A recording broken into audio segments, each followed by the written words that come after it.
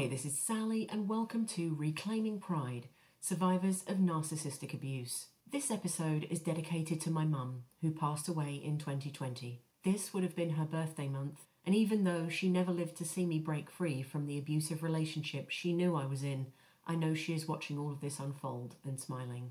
So before we start, there is a trigger warning.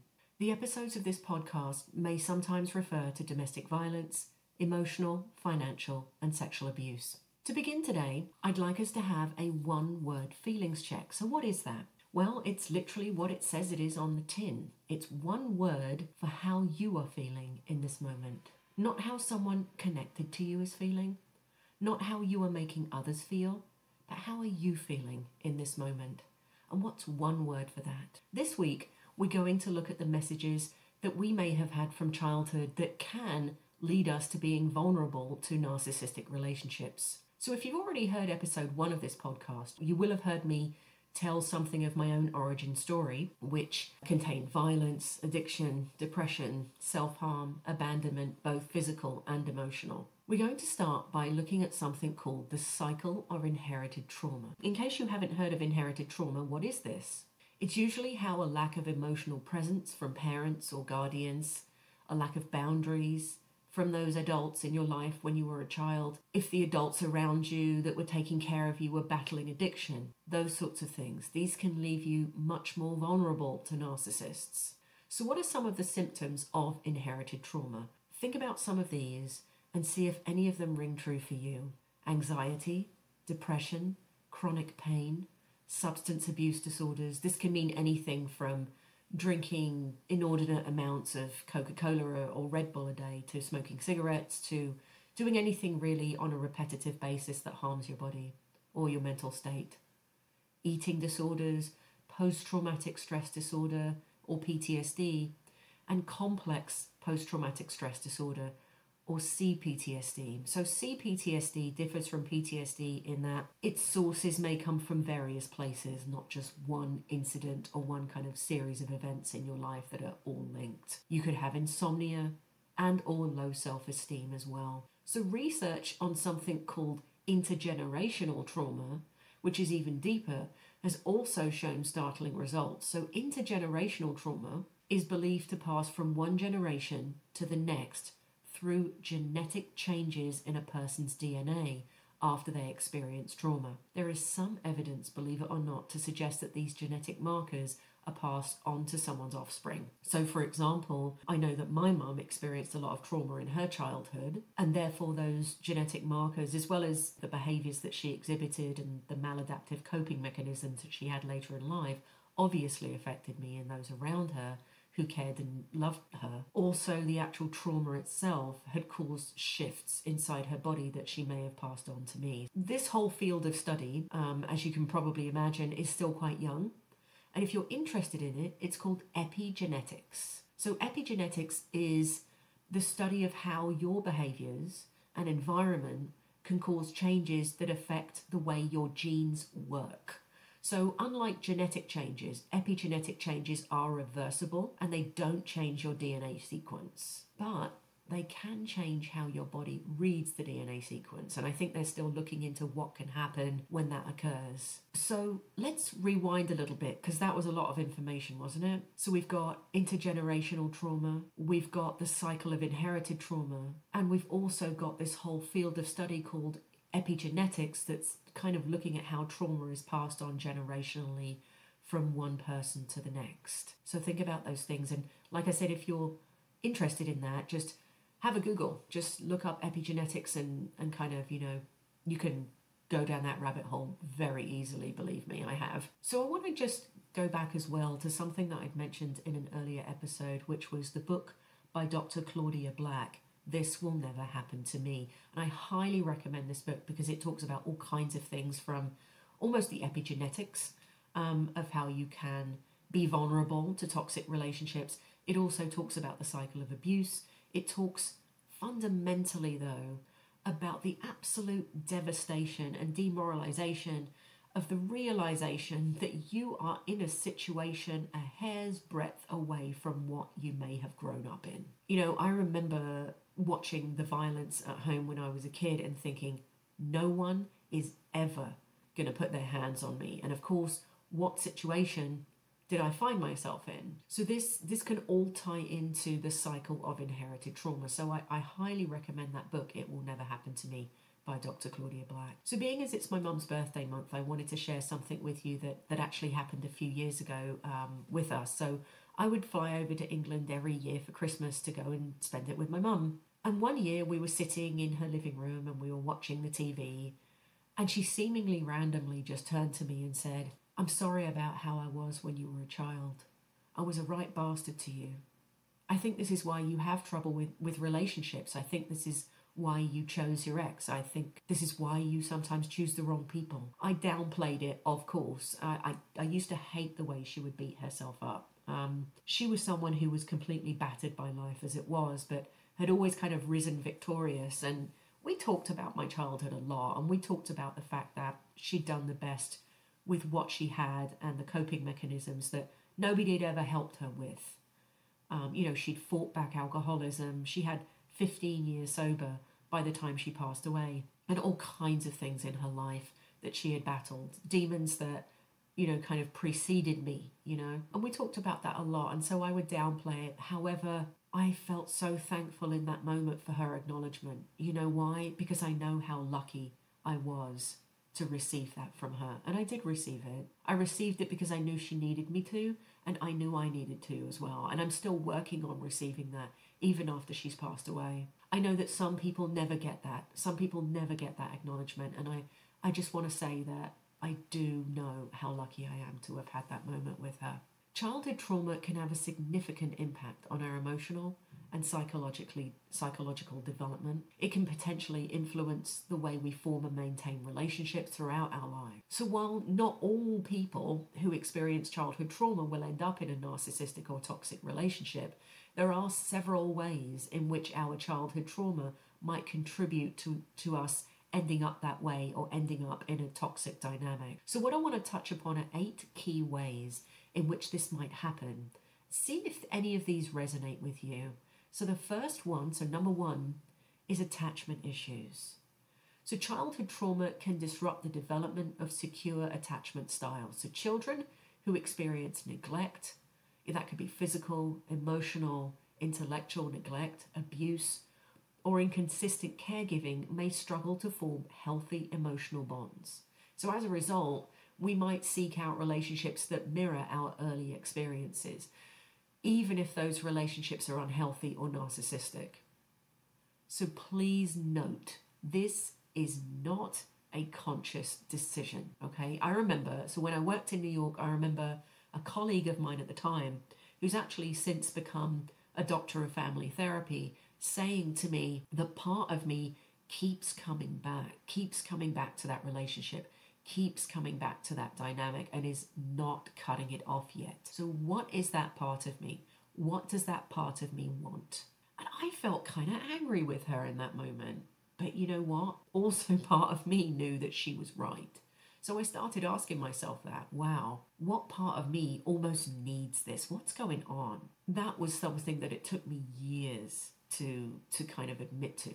And it was never a conscious choice on my part. Why would you consciously put yourself in a toxic relationship or continue to put yourself in toxic situations with an individual? However, this attachment issue that we're talking about right here is something that contributed to that. Is something that definitely contributed to me staying as long as I did, 13 years. The second one, so number 2, is low self-esteem. So I talked about this a bit in episode 1 of this podcast as well. So our childhood trauma can undermine our sense of self-worth. We might grow up feeling unworthy of love and attention. Narcissistic partners might appear charming and attentive initially. So this is what we call the love bombing stage. So we're going to have a whole episode on that as well. The kind of initial sparkly, wonderful way that they are with you, or maybe with you.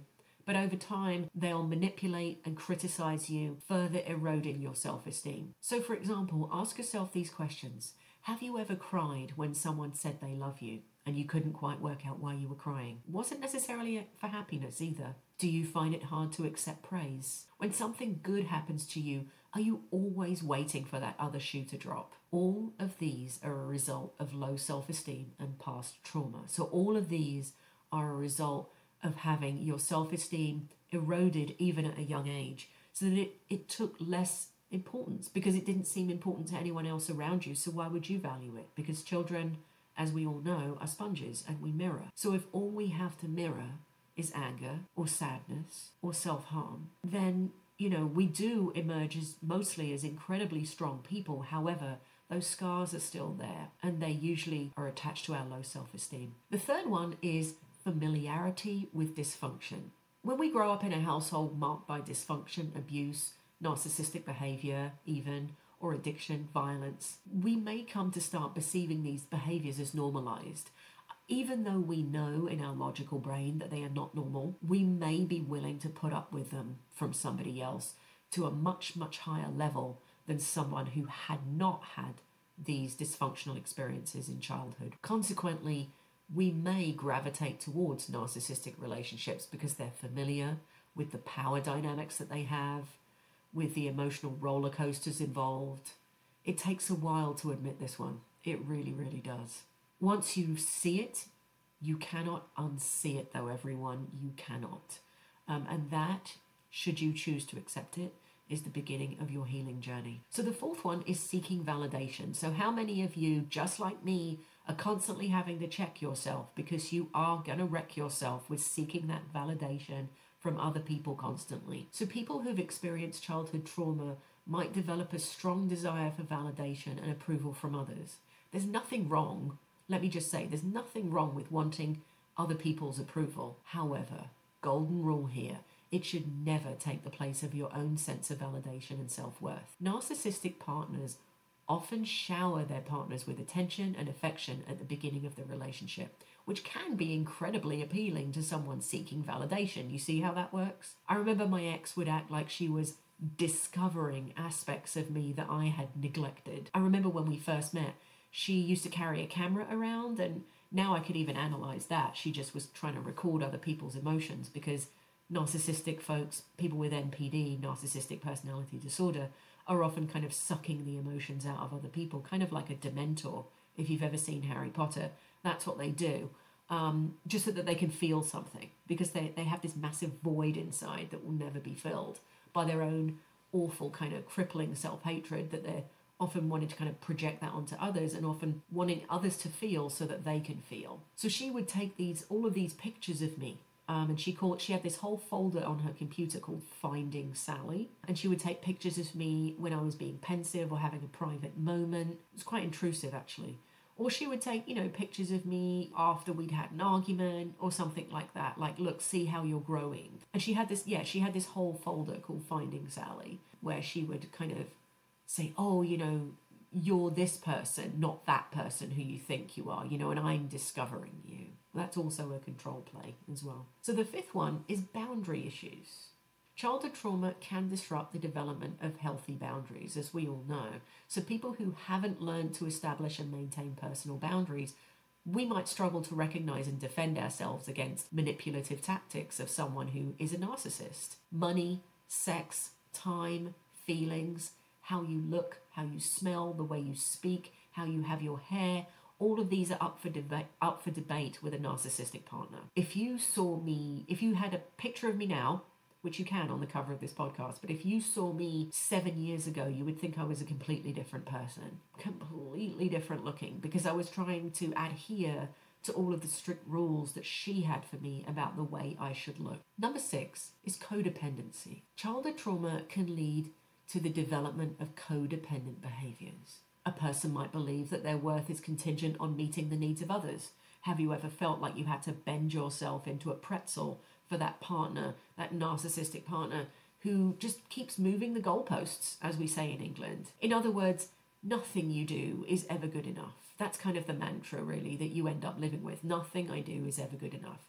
Narcissists often exploit this dynamic, this codependent dynamic. They'll also punish you for being codependent. They will be demanding constant attention and validation from you, when they don't get it in the way that they feel that they should be getting it, they will punish you. So for example, I remember her cooking something, and I remember because it was lovely. It was really, really nice. And I reacted, I think, in a pretty normal, standard way. And I was quite excited that she'd done it. And I was very happy and told her so.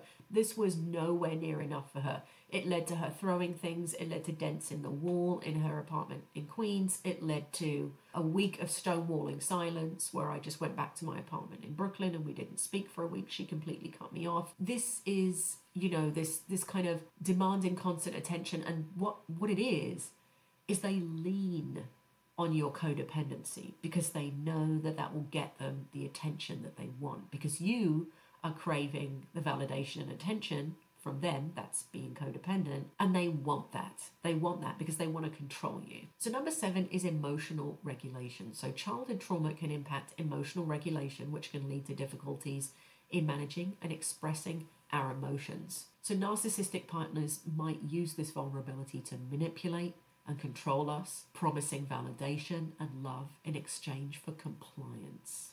So it's kind of a mixture of boundary issues, also the fact that we have had to squash our feelings so many times from a very young and impressionable age. So don't forget that at a young age, you're forming neural pathways.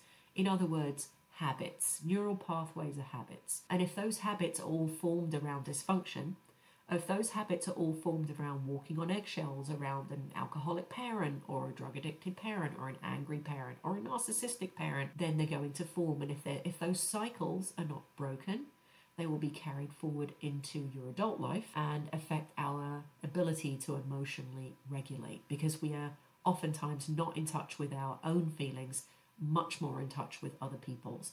That's why I asked us to do a one-word feelings check at the beginning of this podcast. That is a very simple and fundamental form of emotional regulation. The last one is number 8, fear of abandonment. Individuals who've experienced abandonment or neglect in our childhood might have an intense fear of being alone. So narcissistic partners exploit this fear by alternating between affection and withdrawal, creating a cycle of dependency. This is often called the push-pull, and it often happens also in relationships with people with borderline personality disorder. That's one of the huge cardinal traits of those relationships with BPD individuals. And you'll remember from the first episode that Venn diagram. So this is a crucial place, this fear of abandonment, where BPD and NPD cross over. The narcissist will completely take advantage of your fear of abandonment.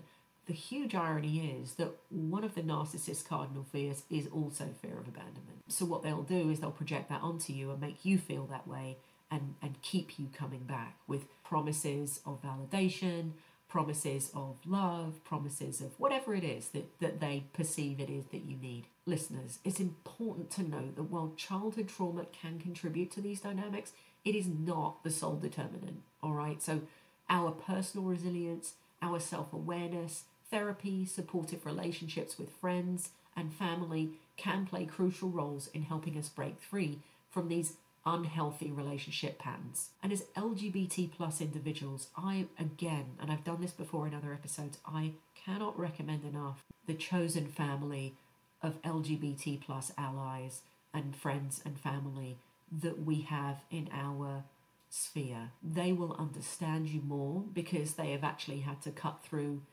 all of the heterosexual assumptions when you try and read something about this, when you try and research something about this, when you have to go for therapy and you have to think to yourself, is this therapist going to be homophobic? Are they going to play down the fact that I'm a man with a man, or we are both asexual, or I'm a woman with a woman? Are they going to play down the importance or the trauma that I've received because, well, it's not a quote unquote proper relationship? You have to watch out for all of that stuff when you are LGBT plus. You have to make sure that your therapy is trauma informed.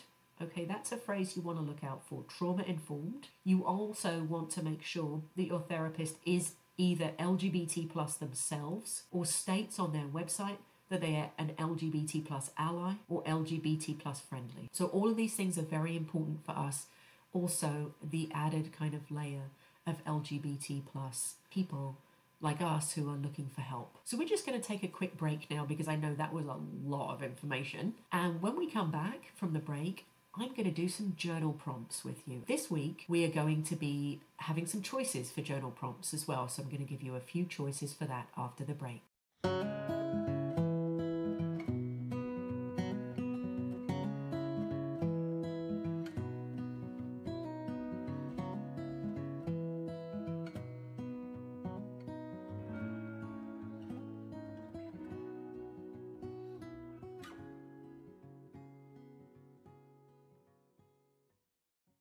Hi and welcome back. So now we're going to go into our journal prompt section of this week's podcast episode.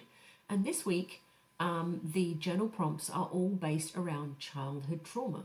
So there are going to be 6 of them, and I'm going to just sort of read them out one by one. And what you might need to do is if you hear something that piques your interest, you might need to kind of just stop and rewind and just go over the instructions for that one. You might want to do all 6 of them, which is obviously completely fine. You might want to do 2 or 3 or just 1, which is absolutely fine too. So choice is inherent in this exercise, okay? Because that's also important, that we have a choice. So take some time to explore and write about your experiences and feelings related to the childhood trauma that you may have experienced and being in a narcissistic or toxic relationship. So these journal prompts are designed to help you delve into your emotions, your memories, your thoughts surrounding all of these complex and impactful experiences that you may have had. So you can use this opportunity to gain insight, to heal, and to better understand yourself going forward. And again, this is why I asked us to do the one-word feeling check at the beginning, just to kind of get on board with yourself. So the first one is acknowledging childhood trauma. So this would be journal entry number 1 if you wanted to choose this one. This would be begin by reflecting on any childhood traumas or challenging experiences you may have faced. Consider how these events may have influenced your beliefs, behaviors, and relationships throughout your life. So that was number 1. Number 2, if you'd like to choose a slightly different one, is recognizing patterns. So in this one, I want you to think about the narcissistic relationship you have experienced or are experiencing. What are or were the signs that indicated the relationship is narcissistic in nature? How did this relationship trigger or amplify the effects of your childhood trauma? So write about any patterns you notice in your emotions, reactions, choices within this relationship. So is there anything that's kicked up for you in this relationship that reminds you of what you went through in your childhood? So that was number 2. So here's a different one. Number 3 is impact on self-perception. So in this one, I want you to explore how your childhood trauma and the narcissistic relationship might have shaped your self-perception. Did they contribute to the feelings of low self-worth, self-doubt, or mistrust? So try and write about the ways in which these experiences have affected you and how you view yourself. And then number 4, coping mechanisms. So consider the coping mechanisms you've developed as a response to your childhood trauma and the narcissistic relationship. How have these coping strategies helped or hindered you in various aspects of your life? Reflect on whether these mechanisms are still serving you well or if they need to be reevaluated. And number 5, healing and growth. So in this one, if you'd like to choose healing and growth, you can reflect on your journey towards healing and growth. So you can ask yourself questions like this. What steps have you taken or would you like to take to overcome the impact of childhood trauma and recover from the effects of this narcissistic relationship? So write out those steps. What would you like to do? Write about any positive changes you've noticed in yourself as you work through these experiences. And finally, number 6, moving forward. Consider how you want to move forward. What are your hopes for your emotional well-being and future relationships? Write about the intentions you have for yourself as you continue to heal and grow. Notice that I'm emphasizing you and your, because that's what's important right now. So please remember that journaling is a personal, an introspective activity, so be honest with yourself and allow your thoughts and feelings to flow freely onto those pages. It might be worth giving yourself a timer. So you might remember in our journal entry from last week, it was a non-dominant hand journal entry, and I said give yourself 5 minutes. So you might want to do the same thing. Just give yourself a timer. If the timer goes off and you go beyond it, that's awesome. If you want to stop there, that's great too. And another thing that I'd encourage you to do, which I did last week as well, is when you've done it, read it out loud. Okay, read it out loud. This is another way of validating it for yourself, which, as we said earlier, there's no substitute for that. This process can be cathartic, it can be insightful, it can offer you deeper understanding of your experiences and the path towards your own healing journey. So I hope that this week has given you some insight into childhood trauma, inherited trauma, and we've talked about epigenetics as well. Please note, this podcast is not intended to replace professional therapy or counselling. It serves as a supplementary resource for support and encouragement. Listeners, you are encouraged to seek professional help if needed. I did, and it still works for me every day. Stay tuned, and I look forward to healing with you next time. Bye-bye.